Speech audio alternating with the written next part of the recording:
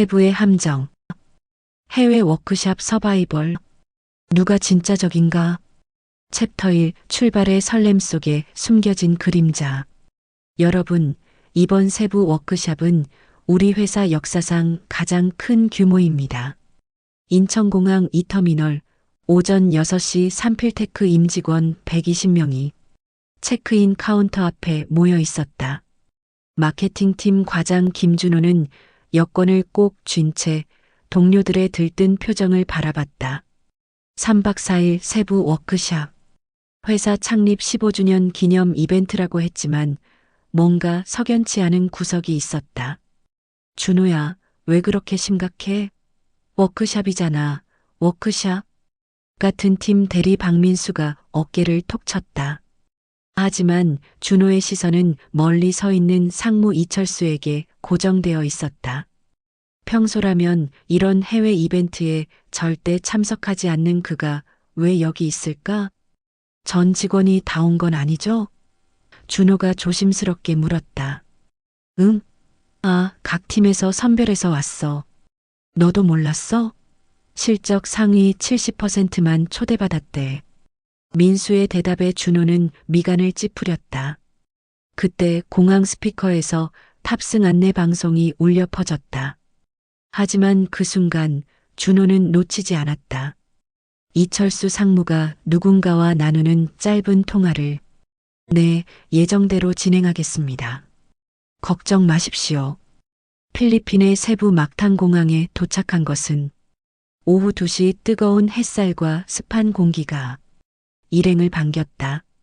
가이드 마리아의 환한 미소 뒤로 대형 버스 세대가 대기하고 있었다. 웰컴 투 세부. 세부에 오신 것을 환영합니다. 저는 여러분의 워크샵을 담당할 마리아입니다. 하지만 준호의 눈에는 이상한 점이 보였다. 버스 뒤편에 따라오는 검은색 밴 2대. 마리아의 설명으로는 짐차라고 했지만 짐은 이미 버스 아래 실려 있었다. 첫 번째 목적지는 마크탄 아일랜드 호핑 투어였다.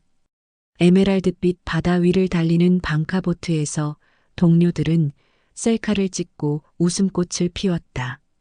하지만 준호는 계속해서 신경 쓰이는 것들을 발견했다. 각 보트마다 배정된 안전요원들의 예리한 눈빛, 끊임없이 일행을 촬영하는 숨겨진 카메라들, 그리고 가장 이상한 것은 왜 핸드폰이 계속 먹통일까? 여기 신호가 정말 안 좋네요. 회계팀 차장 서현주가 중얼거렸다.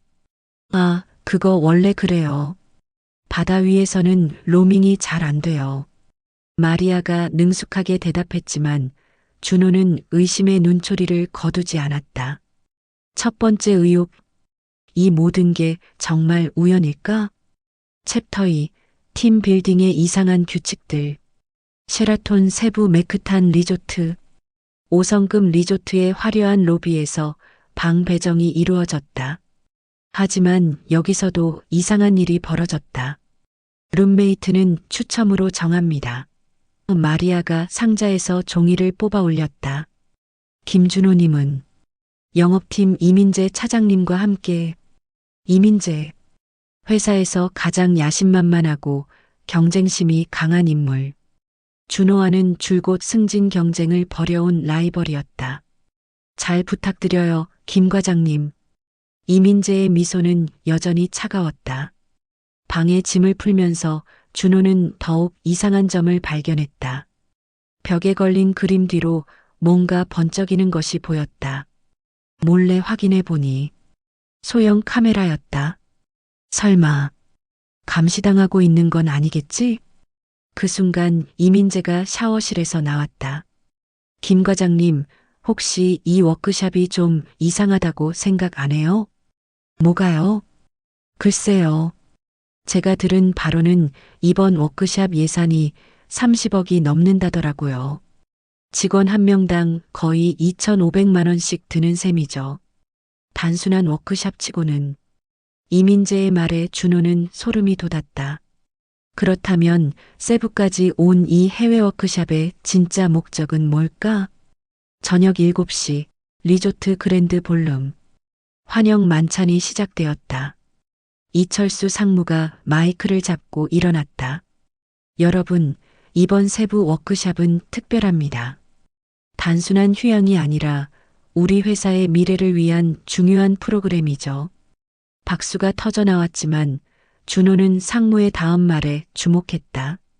내일부터 3일간 진행될 팀 빌딩 프로그램은 여러분이 상상하는 것과는 조금 다를 겁니다. 실제 비즈니스 상황을 모티브로 한 시뮬레이션 게임이죠.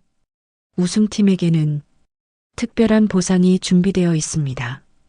특별한 보상? 사람들이 웅성거리기 시작했다. 하지만 한 가지 주의하실 점은 상무의 목소리가 갑자기 낮아졌다. 이 게임에는 규칙이 있습니다. 핸드폰 사용 금지, 외부 연락 차단, 그리고 잠깐의 정적이 흘렀다.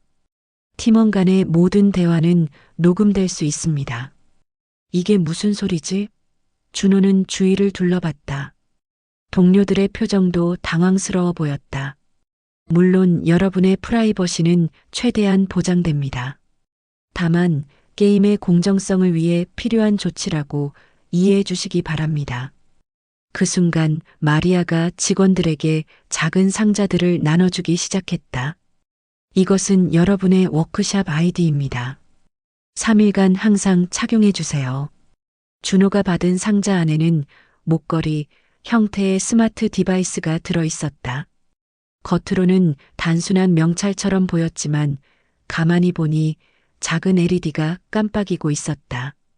이것도 감시 장치 아닌가? 두 번째 의혹, 이 워크샵의 진짜 목적은 뭘까? 챕터 3, 정글 속 서바이벌의 시작. 다음 날 새벽 6시, 모든 참가자들이 로비에 모였다. 마리아의 표정이 어제보다 진지해 보였다. 여러분, 오늘부터 본격적인 팀 빌딩이 시작됩니다. 첫 번째 미션은 세부 정글에서의 서바이벌 캠핑입니다. 사람들이 술렁거렸다. 서바이벌 캠핑? 그런 얘기는 처음 들었다. 각 팀은 8명으로 구성되며 24시간 동안 정글에서 생존해야 합니다. 주어진 도구는 최소한이며 물과 음식은 스스로 조달해야 합니다. 준호의 팀원들이 발표되었다. 이민재, 서연주, 그리고 다른 부서에서 온 낯선 얼굴들. 그런데 팀원 중 한 명이 특히 눈에 띄었다. 경영지원팀 박지훈 대리. 평소에 별로 눈에 띄지 않던 인물이었는데 오늘따라 무언가 다른 분위기를 풍겼다. 여러분들 잘 부탁드립니다. 박지훈의 인사는 예상외로 당당했다. 대형 트럭이 일행을 태우고 세부 외곽으로 향했다. 도시의 소음이 점점 멀어지고 울창한 열대우림이 눈앞에 펼쳐졌다. 그런데 이상한 점이 있었다. 트럭이 멈춘 곳은 일반적인 캠핑장이 아니라 사람의 손길이 전혀 닿지 않은 원시림의 한복판이었다. 여기서 내리세요. 가이드의 지시에 따라 모든 팀이 각각 다른 지점에서 하차했다. 준호의 팀에게 주어진 것은 간단한 배낭 하나와 기본적인 서바이벌 도구들 뿐이었다. 나침반, 물통, 성냥, 간단한 의료용품, 그리고 수상한 봉투 하나. 이 봉투는 위급 상황에서만 열어보세요. 가이드가 신신당부했다. 첫 번째 시간. 팀원들은 협력해서 임시 쉼터를 만들기 시작했다. 하지만 준호는 계속해서 이상한 점들을 포착했다. 멀리서 들려오는 드론 소리, 나무에 설치된 숨겨진 카메라들, 그리고 가장 이상한 것은 박지훈이 보여주는 전문적인 서바이벌 기술들이었다. 박 대리, 어떻게 이런 걸 이렇게 잘해요? 준호가 물었다. 아, 예전에 군대에서 배웠어요. 박지훈의 대답은 간결했지만 뭔가 숨기는 듯한 뉘앙스가 있었다. 하지만 그때였다. 갑자기 하늘이 어두워지더니 폭우가 쏟아지기 시작했다. 세 번째 의혹, 이 폭우도 계획된 것일까? 챕터 3, 첫 번째 배신과 숨겨진 진실. 폭우는 3시간째 계속되었다. 임시로 만든 쉼터는 물이 새어들어 거의 무용지물이 되었다. 팀원들은 젖은 몸을 서로에게 기대며 추위에 떨고 있었다. 이상해. 일기예보에는 맑다고 했는데. 서연주가 중얼거렸다. 그때 박지훈이 갑자기 일어났다. 여러분, 제가 뭔가 찾아봐야 할 게 있어요. 잠깐만 다녀올게요. 이 비에 어디를 가려고요? 이민재가 만류했지만 박지훈은 이미 비 속으로 사라지고 있었다. 30분이 지나도 돌아오지 않았다. 준호는 불안해지기 시작했다. 그런데 더 이상한 일이 벌어졌다. 갑자기 폭우가 멈추고 하늘이 맑아진 것이다. 뭔가 이상해. 준호가 중얼거릴 때 숲속에서 박지훈이 나타났다. 하지만 그의 손에는 방수 가방이 들려 있었다. 이게 뭐예요? 서연주가 물었다. 아, 이거요? 미리 숨겨둔 비상용품이에요. 박지훈의 대답에 모든 팀원들이 의아해했다. 미리 숨겨둔다고요? 언제요? 박지훈의 표정이 잠깐 굳어졌다가 다시 자연스럽게 웃었다. 사실 제가 이번 워크샵 기획에 일부 참여했거든요. 회사에서 미리 와서 준비 작업을 도왔어요. 이게 무슨 소리지? 준호는 박지훈을 다시 바라봤다. 평소 그를 잘 알고 있다고 생각했는데 전혀 다른 사람 같았다. 방수 가방 안에는 고급 서바이벌 장비들이 가득 들어 있었다. 정수 필터, 고칼로리 군용 레이션, 방수 텐트, 그리고 위성 통신기. 이건 왜 필요해요? 준호가 위성 통신기를 가리키며 물었다. 혹시 몰라서요. 진짜 위급 상황에서는 구조 신호를 보내야죠. 하지만 준호는 박지훈이 위성 통신기를 켤 때 잠깐 보인 화면을 놓치지 않았다. Surveillance team, Alpha, status report. 박지훈은 감시팀이었다.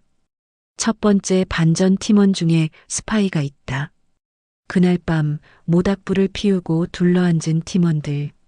박지훈이 준비한 장비 덕분에 다른 팀들보다 훨씬 안락한 밤을 보내고 있었다. 하지만 준호의 마음은 편하지 않았다. 박 대리님, 정말 고맙습니다. 덕분에 살았네요. 이민재가 진심으로 감사를 표했다. 아니에요. 우리 팀이잖아요. 박지훈의 미소는 여전히 자연스러워 보였지만 준호는 그의 진짜 의도를 알고 있었다. 모든 팀원들이 잠이 든 새벽 2시 준호는 몰래 일어나 박지훈이 위성 통신기를 숨겨둔 곳으로 향했다. 다행히 박지훈도 깊이 잠들어 있었다. 조심스럽게 통신기를 꺼내 화면을 켰다. 그리고 그가 본 것은 서브젝트 007 김준호, 하이 서베일런스 프라이오러티, 서브젝트 23 리민재, 컴페터티브 비헤이비어 컨펌드, 미션 스테터스 페이즈 1 컴플리터드, 페이즈 2 이니시에이팅. 준호는 온몸에 소름이 돋았다. 서브젝트 007? 자신이 감시 대상 번호 7번이라는 뜻인가? 그리고 페이지 2는 뭘까? 화면을 스크롤하자 더 충격적인 내용이 나타났다. 엘리미네이션, 프로토칼 레디, 타겟 아이솔레이션 인 프라그레스, 파이널 어세스먼트 48 아워즈 리메이닝, 엘리미네이션 프로토콜, 제거 프로토콜. 준호는 급히 통신기를 원래 자리에 놓고 자신의 자리로 돌아왔다. 하지만 잠은 올 리가 없었다. 이 워크샵은 단순한 팀 빌딩이 아니었다. 뭔가 더 큰 음모가 숨겨져 있었다. 그리고 자신은 그 음모의 핵심 타겟이었다. 네 번째 의혹, 회사는 왜 나를 제거하려고 하는가? 두 번째 미션과 동맹의 균열. 다음 날 아침 7시, 각 팀에게 헬기를 통해 두 번째 미션이 전달되었다. 미션 내용을 확인한 팀장들의 표정이 일제히 굳어졌다. 팀 간 경쟁 미션입니다. 준호가 팀원들에게 미션 문서를 보여주었다. 세부 정글 곳곳에 숨겨진 7개의 체크포인트를 찾아 깃발을 수집해야 합니다. 단 다른 팀과 마주치면 뭐예요? 서현주가 긴장된 목소리로 물었다. 서로의 깃발을 빼앗을 수 있습니다. 가장 많은 깃발을 모은 팀이 승리하고 최하위 팀은 준호가 말을 멈췄다. 최하위 팀은 뭐예요? 이민재가 다그쳤다. 즉시 귀국 조치됩니다. 팀원들 사이에 정적이 흘렀다. 즉시 귀국? 그것도 벌칙으로? 이상하지 않아요? 단순한 게임치고는 벌칙이 너무 세잖아요. 서현주가 불안해했다. 하지만 박지우는 의외로 침착했다. 걱정하지 마세요.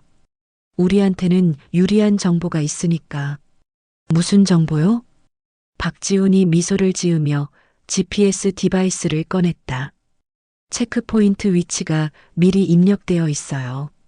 제가 기획 단계에서 알게 된 정보죠. 이민재와 서현주는 기뻐했지만 준호는 더욱 의심스러웠다.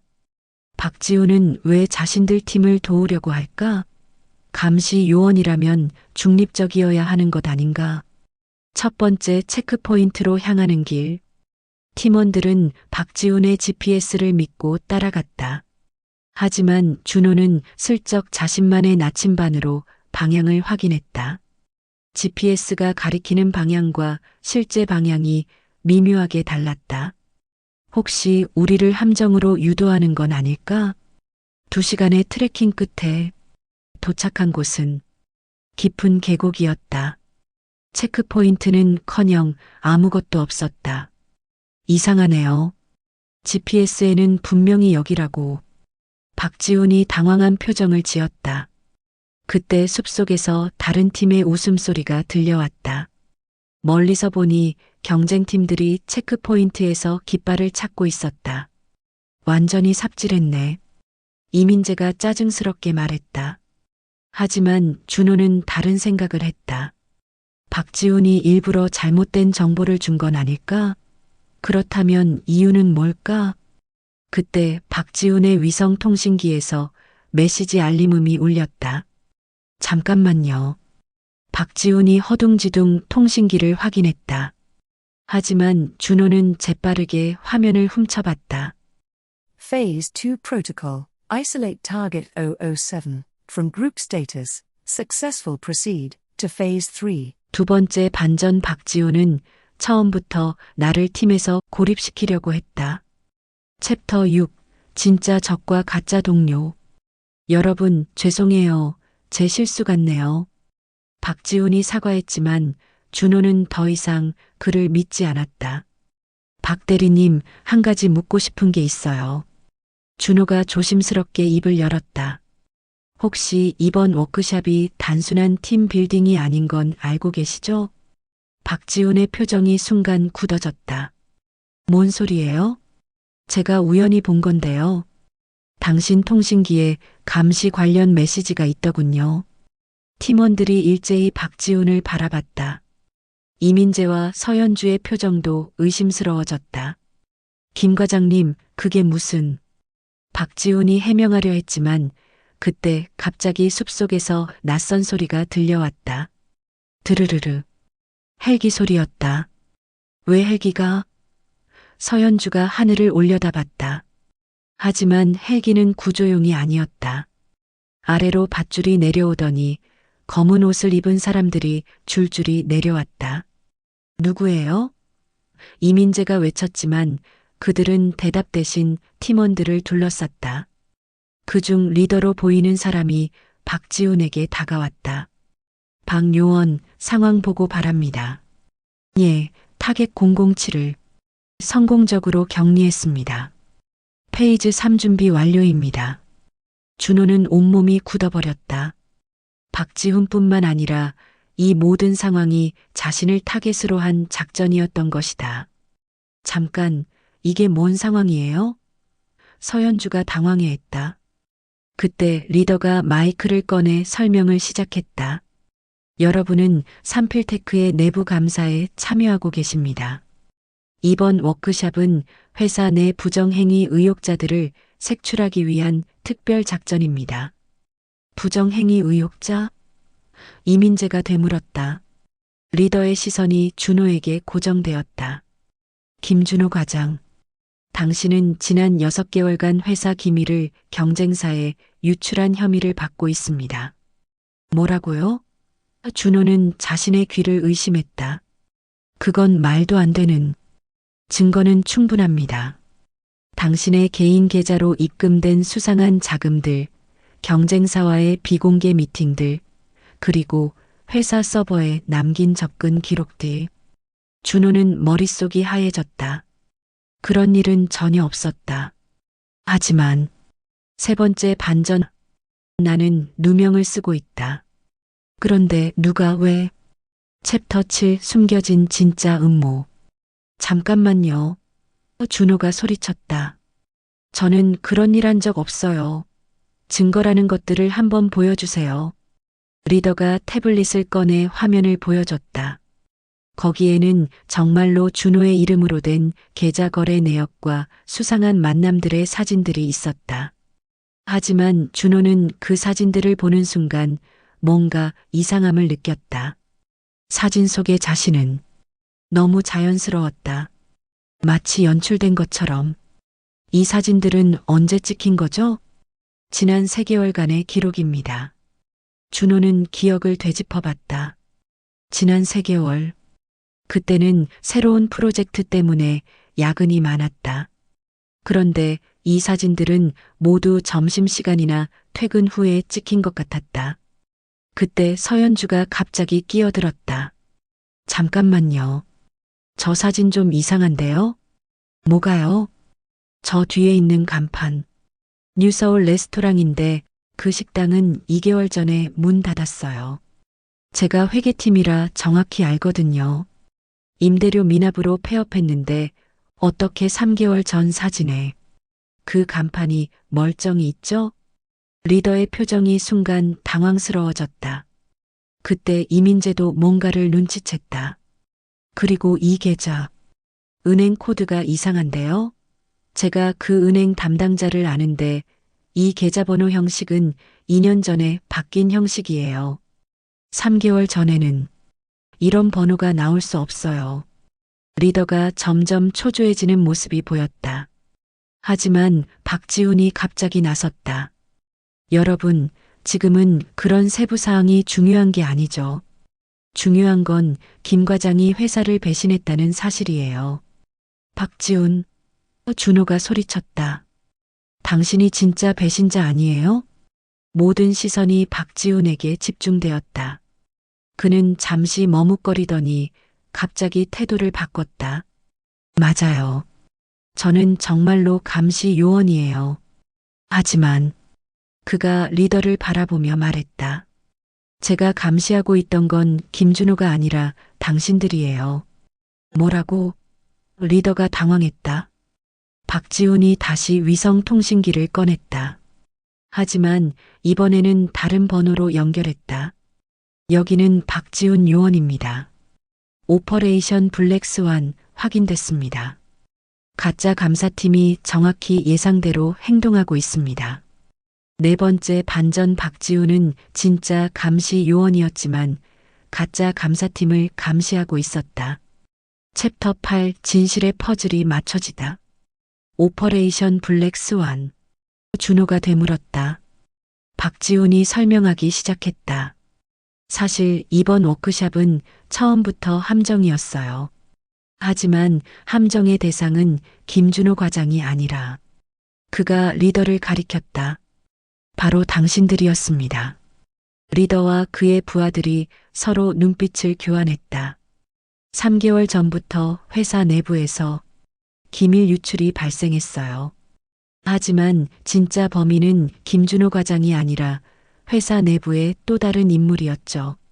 그리고 그 인물이 자신의 범행을 숨기기 위해 김준호 과장에게 누명을 씌우려고 했어요.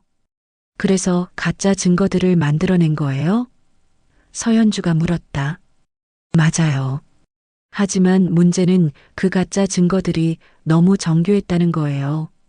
내부 정보 없이는 만들 수 없는 수준이었죠. 그래서 우리는 내부에 공범이 있다고 의심했어요. 박지훈의 시선이 리더에게 고정되었다. 그리고 오늘 마침내 확인했습니다. 당신들이 바로 그 공범들이에요. 리더가 갑자기 웃음을 터뜨렸다. 하하, 정말 잘 짜여진 계획이군요. 하지만 한 가지 놓친 게 있어요. 뭔가요? 저희는 애초에 회사 직원이 아니에요. 모든 사람들이 충격을 받았다. 뭐라고요? 준호가 물었다. 리더가 진짜 정체를 드러내기 시작했다. 저희는 경쟁사 D&K 인더스트리의 산업 스파이들입니다. 삼필테크의 핵심 기술을 훔치기 위해 잠입한 거죠. 5번째 반전이들은 회사 내부범이 아니라 경쟁사 스파이들이었다. 챕터 9 스파이들의 진짜 목적. 그렇다면 이민재가 떨리는 목소리로 물었다. 이 워크샵 전체가 가짜였다는 건가요? 아니에요. 박지훈이 답했다. 워크샵은 진짜예요. 하지만 이들이 중간에 끼어든 거죠. 리더가 냉소적으로 웃었다. 맞아요. 우리는 이 워크샵을 절호의 기회로 본 거예요. 삼필테크 핵심 인력들을 한자리에 모을 수 있고 게다가 해외에서 고립된 상황이니까 완벽하죠. 뭘 원하는 거예요? 준호가 다그쳤다. 간단해요. 여러분 중에 삼필테크의 차세대 AI 기술 프로젝트 피닉스에 접근할 수 있는 사람이 있을 거예요. 그 기술의 핵심 데이터를 원해요. 프로젝트 피닉스? 준호는 그 이름을 들어본 적이 있었다. 회사의 최고 기밀 프로젝트 중 하나였다. 저희는 그런 기밀에 접근할 권한이 없어요. 서현주가 말했다. 정말요? 리더가 비웃었다. 여러분이 여기 온 이유를 모르고 계시는군요. 그가 또 다른 태블릿을 꺼냈다. 이번 워크샵에 참석한 120명. 모두 프로젝트 피닉스와 직간접적으로 연결된 사람들이에요. 마케팅팀 김준호는 고객 데이터 분석을, 회계팀 서현주는 예산 배정을, 영업팀 이민재는 기술 상용화 계획을. 준호는 소름이 돋았다. 정말로 자신들은 모두 프로젝트 피닉스와 연결되어 있었다. 그러나 개별적으로는 완전한 그림을 볼 수 없죠. 그래서 여러분을 한자리에 모은 거예요. 각자의 정보를 모으면 전체 기술을 복원할 수 있거든요. 그때 박지훈이 다시 위성통신기에 메시지를 보냈다. 본부, 여기는 현장. 상황 확인됐습니다. 즉시 지원 요청합니다. 하지만 리더가 비웃으며 말했다. 소용없어요. 우리가 이미 모든 통신을 차단했거든요. 정말로 박지훈의 통신기에는 신호 없음이라는 메시지가 떴다. 그리고 여기서 가장 중요한 사실을 알려드릴게요. 리더가 섬뜩한 미소를 지었다. 여러분이 타고 온 비행기, 돌아갈 비행기는 없어요. 뭐라고요? 우리가 예약을 취소했거든요. 여러분은 협조하든 안 하든 당분간 여기서 나갈 수 없어요. 6번째 반전 우리는 세부섬에 완전히 고립. 챕터 10. 탈출 계획과 배신의 연쇄. 절망적인 상황. 그러나 준호는 포기하지 않았다. 머릿속에서 빠르게 계산을 시작했다. 박지훈이 진짜 정부 요원이라면 분명 비상 계획이 있을 거야. 그때 박지훈이 미세한 손짓으로 신호를 보냈다. 준호만 알아차릴 수 있는 작은 제스처였다. 그는 몰래 손목시계를 가리키고 있었다. 손목시계. 그때 준호는 기억해냈다. 첫날 받은 워크샵 아이디 목걸이. 모든 참가자들이 착용하고 있는 그 디바이스. 준호는 조심스럽게 자신의 목걸이를 만졌다. 작은 버튼 같은 것이 있었다. 혹시 이것이 비상신호 장치일까? 여러분, 결정할 시간을 드릴게요. 리더가 말했다. 30분 안에 프로젝트 피닉스 정보를 제공하시거나 아니면 그가 부하에게 눈짓을 했다. 부하가 권총을 꺼냈다. 이건 협박이에요. 서현주가 소리쳤다. 협박이 아니라 비즈니스예요. 리더가 차갑게 말했다. 그때였다. 갑자기 숲속에서 폭발음이 들려왔다. 그리고 연기가 피어올랐다. 뭐지? 스파이들이 당황했다. 박지훈이 재빠르게 준호에게 속삭였다. 지금이에요. 목걸이 버튼을 누르세요. 준호는 주저하지 않고 버튼을 눌렀다. 그러자 목걸이에서 작은 LED가 빠르게 깜빡이기 시작했다. 모든 분들 목걸이 버튼을 누르세요. 박지훈이 외쳤다. 이민재와 서현주도 서둘러 버튼을 눌렀다. 그러자 4개의 목걸이가 동시에 신호를 보내기 시작했다. GPS 비콘이에요. 박지훈이 설명했다. 구조팀이 우리 위치를 찾을 거예요. 하지만 스파이들도 바보는 아니었다. 리더가 부하들에게 소리쳤다. 그 목걸이들을 빼앗아. 하지만 그때 하늘에서 헬기 소리가 들려왔다. 진짜 구조 헬기였다. 늦었어요. 박지훈이 환호했다.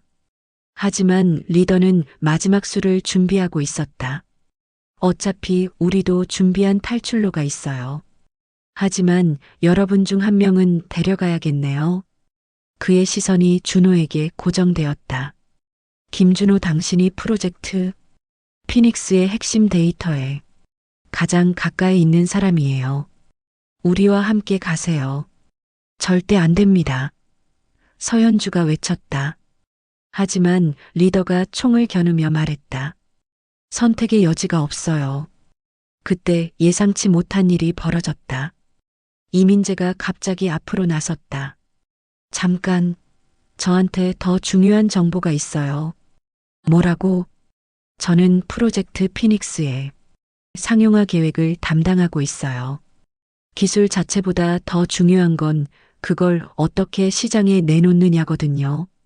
김준호의 데이터는 기술적인 부분만 있지만 제 정보는 수익화 전략까지 포함하고 있어요. 리더가 흥미를 보이기 시작했다. 계속 말해보세요. 대신 조건이 있어요. 나머지 사람들은 모두 풀어주세요. 준호는 충격을 받았다. 이민재가 자신을 구하려고 희생하려는 건가? 하지만 그때 이민재가 준호에게 미세한 윙크를 보냈다. 그리고 작은 목소리로 속삭였다. 믿어요. 계획이 있어요. 7번째 반전, 라이벌 이민재가 예상치 못한 동맹이 되었다. 챕터 11, 최후의 역전과 숨겨진 카드. 이민재의 제안에 리더가 고민하고 있을 때 구조 헬기가 점점 가까워졌다. 하지만 스파이들도 자신들의 탈출 헬기를 호출했다. 좋아요. 이민재, 당신과 거래하죠. 리더가 결정했다. 하지만 그때 박지훈이 갑자기 소리쳤다. 모든 분들 귀를 막으세요. 왜 갑자기? 하지만 준호는 본능적으로 박지훈의 말을 따랐다. 그리고 다음 순간 삐입. 모든 워크샵 아이디 목걸이에서 동시에 고주파 소음이 울려 퍼졌다. 스파이들이 귀를 막으며 비틀거렸다. 소닉 디펜스 시스템이에요. 박지훈이 설명했다. 이 틈을 타서 이민재가 재빠르게 움직였다. 그는 바로 가까이에 있던 스파이의 총을 빼앗았다. 모두 엎드려. 이민재가 소리쳤다. 하지만 리더도 만만치 않았다. 그는 이미 또 다른 무기를 꺼내고 있었다. 영리하네요. 하지만 우리도 준비한 게 있어요. 그가 손에 든 것은 폭탄 같은 장치였다. EMP 그레네이드예요. 이걸 터뜨리면 여러분의 모든 전자장비가 먹통이 되어 구조 신호도 사라지고 헬기도 우리를 찾을 수 없게 되죠. 절체절명의 순간이었다. 하지만 그때 숲속에서 갑자기 다른 목소리가 들려왔다. 여기는 세부 경찰특 공대입니다. 무기를 내려놓고 투항하세요. 모든 사람이 깜짝 놀라 주위를 둘러봤다. 숲속 곳곳에서 세부 현지 경찰들이 나타나기 시작했다. 어떻게? 리더가 당황했다. 박지훈이 미소를 지으며 설명했다. 사실 우리는 처음부터 세부 경찰과 협력하고 있었어요. 국제산업 스파이 수사는 현지 경찰의 협조 없이는 불가능하거든요. 그때 경찰대장이 확성기로 말했다. 김준호 씨 일행 모두 안전한 곳으로 이동하세요. 나머지는 우리가 처리하겠습니다. 스파이들이 완전히 포위되었다. 더 이상 도망갈 곳이 없었다. 하지만 리더는 마지막까지 포기하지 않았다. 그래도 우리는 이미 원하는 걸 얻었어요. 그가 소리쳤다. 뭐라고요? 준호가 물었다. 리더가 또 다른 태블릿을 꺼냈다. 여러분의 워크샵 아이디에는 마이크도 있었거든요. 지난 3일간 여러분이 나눈 모든 대화가 녹음되어 있어요. 프로젝트 피닉스에 대한 언급들도 포함해서요. 모든 사람이 충격을 받았다. 정말로 그들은 처음부터 감시당하고 있었던 것이다. 하지만 박지훈이 다시 미소를 지었다. 한 가지 놓치신 게 있어요. 뭔가요? 저희가 말한 프로젝트, 피닉스 정보들, 모두 가짜예요. 8번째 반전 우리가 말한 기밀 정보는 모두 거짓이었다. 챕터 12 진실과 거짓의 경계. 가짜라고? 리더가 믿을 수 없다는 표정을 지었다. 박지훈이 차근차근 설명하기 시작했다. 처음부터 이 워크샵은 스파이들을 유인하기 위한 작전이었어요. 진짜 프로젝트 피닉스 팀은 따로 있고 여기 온 사람들은 모두 가짜 정보를 가지고 있었어요. 준호는 혼란스러웠다. 그럼 제가 담당하고 있던 고객 데이터 분석도 가짜였다는 거예요? 맞아요. 여러분이 프로젝트 피닉스 관련 업무를 한다고 생각했던 것들은 모두 의도적으로 만들어진 허위 정보였어요. 진짜 프로젝트는 완전히 다른 팀에서 비밀리에 진행되고 있었거든요. 서현주가 어이없어 했다. 그럼 우리는 뭔가요? 미끼였다는 거예요? 죄송해요. 하지만 이렇게라도 해야 진짜 기밀을 지킬 수 있었어요.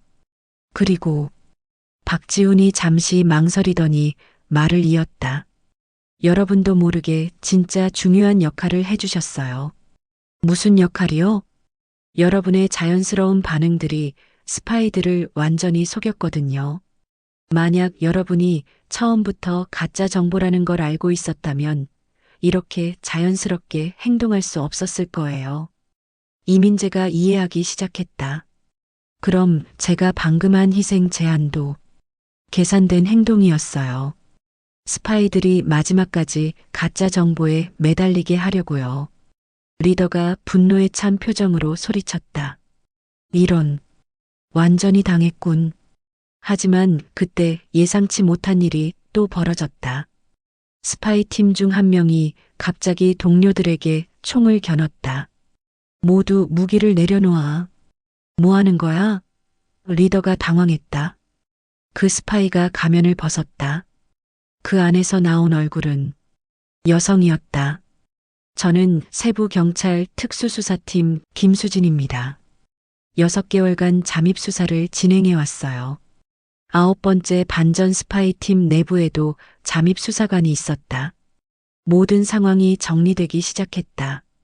스파이들은 체포되었고 구조 헬기가 도착해 모든 참가자들을 안전한 곳으로 이송했다. 챕터 13 마지막 반전과 열린 결말. 세부경찰서 모든 사건이 마무리된 후 준호는 박지훈과 단둘이 앉아 있었다. 정말 고생 많으셨어요. 박지훈이 말했다. 아직도 믿기지 않네요. 정말 모든 게 계획된 일이었다니. 죄송해요. 여러분을 속일 수밖에 없었어요. 준호는 한 가지 궁금한 점이 있었다. 그런데 한 가지 이상한 게 있어요. 제가 처음에 상무님이 수상한 전화를 하는 걸 봤거든요. 그것도 연출이었나요? 박지훈의 표정이 순간 굳어졌다. 무슨 전화요? 공항에서 예정대로 진행하겠습니다라고 하시더라고요. 박지훈이 심각한 표정을 지었다. 그건 계획이 없었는데요. 뭐라고요? 그때 경찰서 문이 열리며 이철수 상무가 들어왔다. 하지만 그의 표정은 어째서인지 어둠에 쌓여 있었다. 여러분, 고생 많으셨습니다. 상무님, 준호가 반가워했다. 이제 다 끝난 거죠?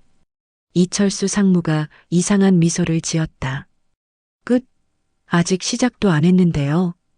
박지훈이 긴장하기 시작했다. 상무님, 무슨 말씀이세요?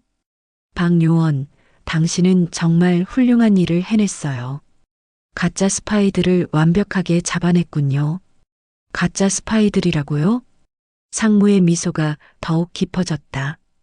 방금 체포된 그들은 진짜 산업 스파이가 맞아요. 하지만 그들은 우리가 의도적으로 유인한 2군 팀이었죠. 진짜 1군 팀은 따로 있어요. 준호는 온몸에 소름이 돋았다. 그럼 진짜 타겟은 프로젝트 피닉스가 아니었어요. 진짜 목적은 상무가 잠시 멈췄다가 말했다. 여러분이었어요. 저희가요? 삼필테크의 핵심 인재들 120명. 이들을 한자리에 모아서 완전히 다른 목적으로 활용하려는 계획이 있었어요. 박지훈이 급히 위성통신기를 꺼냈지만 신호가 잡히지 않았다. 소용없어요. 진짜 작전은 지금부터 시작이거든요. 상무가 문을 향해 손짓하자 또 다른 무장한 사람들이 들어왔다. 하지만 이들은 이전의 스파이들과는 달리 완전히 다른 복장을 하고 있었다. 여러분을 새로운 회사로 모시러 왔습니다. D&K 인더스트리에서요. 10번째 반전 이철수 상무가 진짜 배신자였고 이 모든 것은 회사 인수 작전이었다. 마이너스 14 챕터 14 선택의 기로에서 D&K 인더스트리 준호가 중얼거렸다. 그럼 회사가 인수되는 건가요? 인수라는 표현보다는 흡수가 맞겠네요.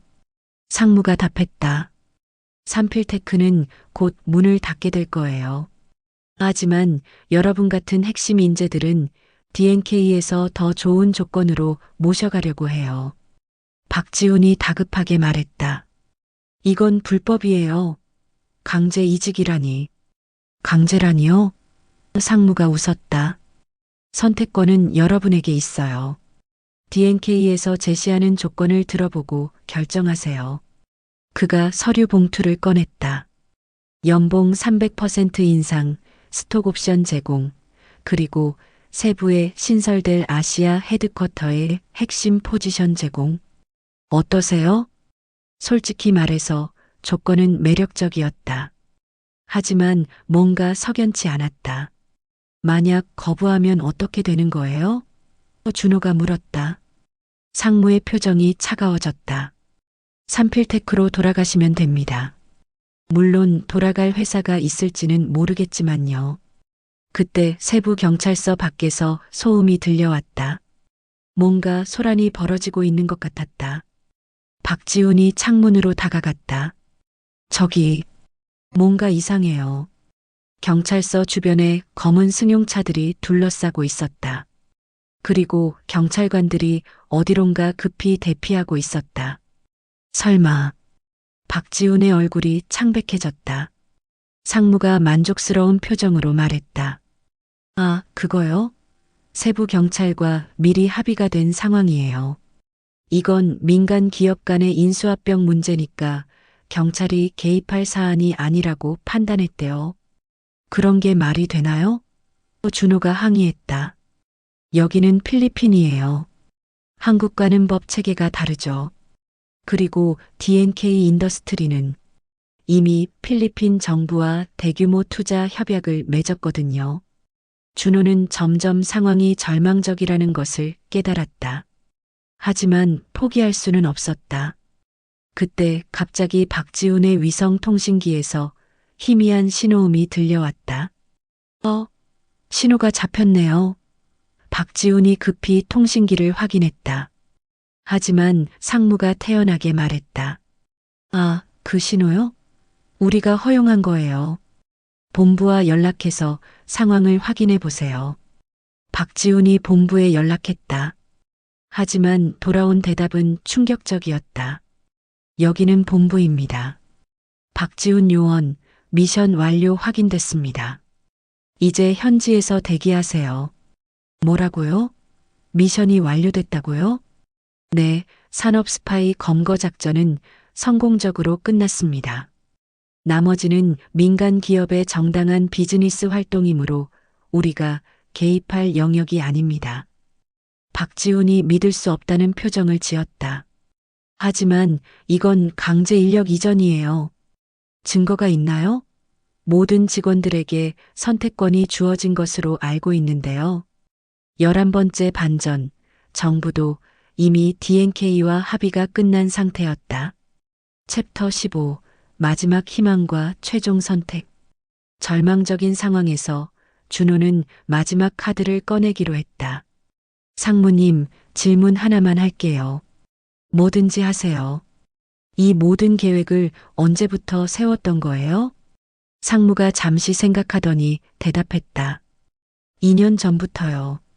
D&K에서 아시아 진출을 계획하면서 한국의 우수한 IT 인력들을 확보하려고 했어요.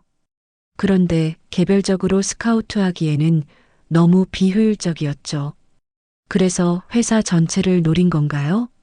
정확히는 핵심 인력들만요. 삼필테크의 진짜 가치는 기술이 아니라 사람이었거든요. 준호가 고개를 끄덕였다. 그렇다면 마지막 질문입니다. 만약 우리가 모두 거부한다면? 상무의 표정이 잠시 어두워졌다. 그런 일은 일어나지 않을 거예요. 만약에 말이에요. 삼필테크는 파산하고 여러분은 실업자가 됩니다. 그리고 한국 IT 업계에는 여러분에 대한 좋지 않은 소문들이 퍼지겠죠. 산업 스파이 사건에 연루되었다는 소문 같은 것들이요. 완벽한 계획이었다. 거부할 수도 없고 받아들이지 않을 수도 없는 상황. 하지만 그때 준호는 뭔가 이상한 점을 발견했다. 상무가 계속 손목시계를 확인하고 있었던 것이다. 뭔가를 기다리고 있는 건가? 그때 박지훈도 같은 것을 눈치챘다. 그가 준호에게 작은 메모를 건넸다. 시간을 끌어요. 뭔가 기다리고 있는 것 같아요. 준호는 이해했다. 더 많은 정보를 끌어내야 했다. 상무님, 그런데 한 가지 궁금한 게 있어요. D&K에서는 왜 굳이 이런 복잡한 방법을 쓴 거죠? 돈으로 해결할 수도 있었을 텐데. 상무가 잠시 망설이더니 대답했다. 사실, 이건 단순한 인수가 아니에요. 뭔 소리예요? D&K의 실제 목적은 한국 IT 업계의 기술을 완전히 흡수하는 거예요. 삼필테크는 시작일 뿐이고 앞으로 더 많은 한국 회사들이 같은 운명을 맞게 될 거예요. 박지훈이 충격을 받았다. 그럼 이건 경제 침탈이잖아요. 침탈이라니요. 정당한 비즈니스예요. 글로벌 경쟁에서 살아남으려면 이런 방법도 필요해요. 그때 상무의 통신기에서 알림음이 울렸다. 그가 급히 메시지를 확인했다. 아, 시간이 됐네요.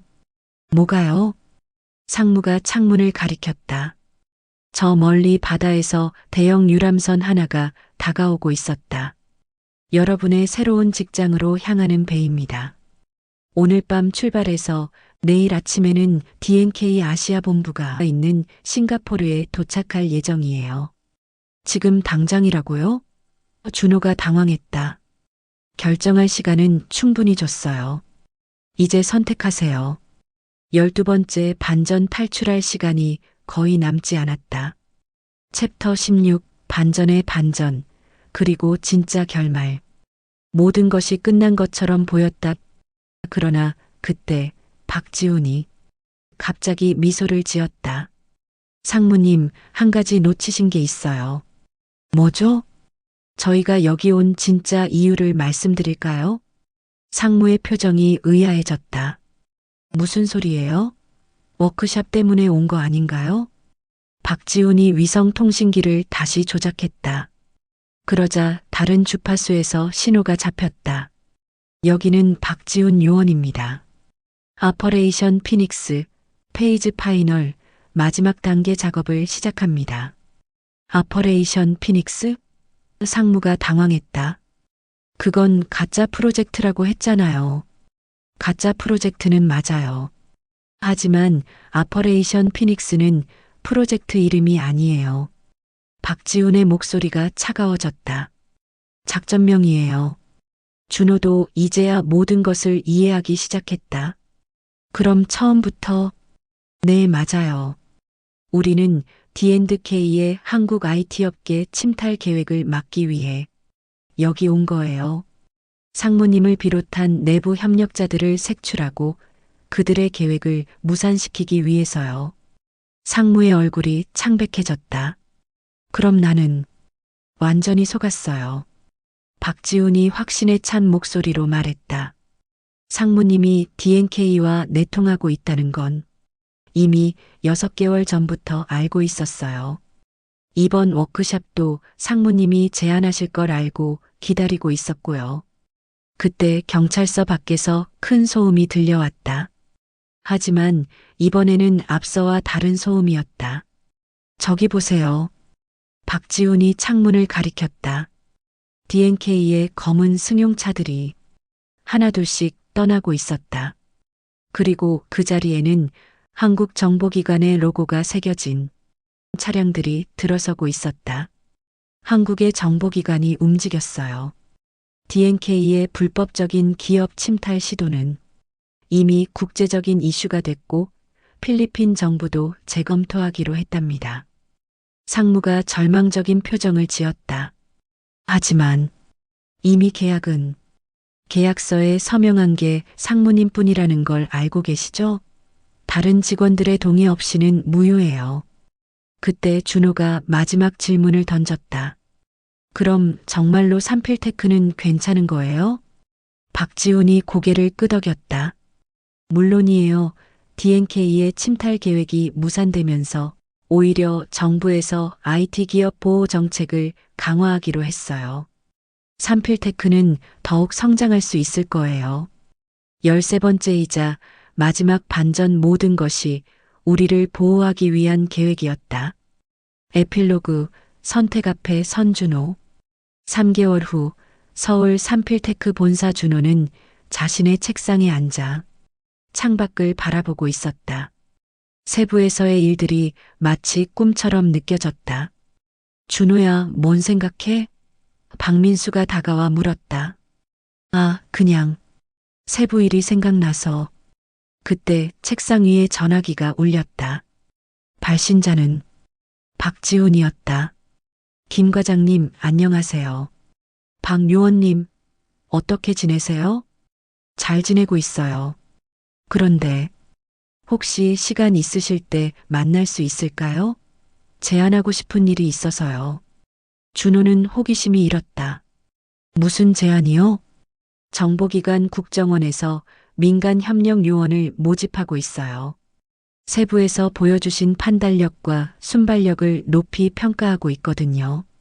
민간 협력 요원? 준호는 잠시 망설였다. 생각해보고 연락드릴게요. 전화를 끊고 나서 준호는 다시 창밖을 바라봤다. 평범한 일상으로 돌아왔지만 뭔가 아쉬움이 있었다. 세부에서의 스릴과 긴장감, 그리고 무엇보다 자신이 중요한 일을 해냈다는 성취감. 그때 이민재가 다가왔다. 준호 형, 뭔 고민이에요? 민재야, 너라면 어떻게 할 것 같아? 뭐요? 준호가 박지훈의 제안에 대해 설명했다. 이민재는 잠시 생각하더니 말했다. 형, 세부에서 우리가 했던 일 기억해요? 서로 경쟁하다가 마지막에는 서로를 구하려고 했잖아요. 응. 그때 깨달은 게 있어요. 가장 중요한 건 무엇을 선택하느냐가 아니라 그 선택을 할 때 누구를 생각하느냐인 것 같아요. 준호는 이민재의 말에 뭔가 깊은 의미를 느꼈다. 그날 저녁 집에 돌아온 준호는 오랫동안 고민했다. 안정적인 회사 생활을 계속할 것인가, 아니면 새로운 도전을 선택할 것인가. 세부에서 만났던 사람들이 떠올랐다. 박지훈의 신념, 서연주의 정의감, 이민재의 용기, 그리고 마지막에 드러난 모든 사람들의 선의. 준호는 핸드폰을 꺼내 박지훈의 번호를 찾았다. 그러나 전화를 걸기 직전에 멈췄다. 정말 이게 옳은 선택일까? 창밖으로 서울의 야경이 펼쳐져 있었다. 수많은 불빛들이 각자의 삶을 살아가는 사람들의 이야기를 담고 있는 것 같았다. 준호는 깊은 숨을 내쉬며 생각했다. 어떤 선택을 하든 후회하지 않을 수 있을까? 그리고 그는 알았다. 정답은 없다는 것을. 중요한 건 자신이 내린 선택에 대해 끝까지 책임을 지는 것이라는 것을. 준호는 핸드폰을 내려놓고 다시 창밖을 바라봤다. 내일이 되면 다시 선택해야 할 순간이 올 것이다.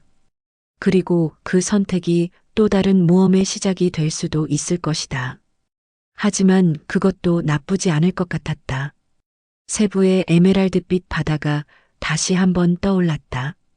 그리고 그 바다 위에서 만났던 사람들의 얼굴들이. 준호는 미소를 지으며 중얼거렸다. 아직 끝나지 않았구나. 디엔드. 지금까지 이야기 들어주셔서 감사합니다. 하지만 진짜 이야기는 지금부터 시작일지도 모른다. 준호는 과연 어떤 선택을 할까? 그리고 그 선택이 가져올 새로운 모험은 무엇일까? 독자 여러분은 준호가 어떤 선택을 했을 것이라고 생각하시나요? 감사합니다. 저희 사연꿈 채널에서 더 흥미진진한 사연들을 찾아주세요. 채널 이름이 뭐라고요? 사연꿈입니다. 지금까지 사연꿈 채널에서 이야기를 들어주셔서 감사합니다. 구독, 좋아요, 댓글, 알림 설정 잊지 마시고요. 감사합니다.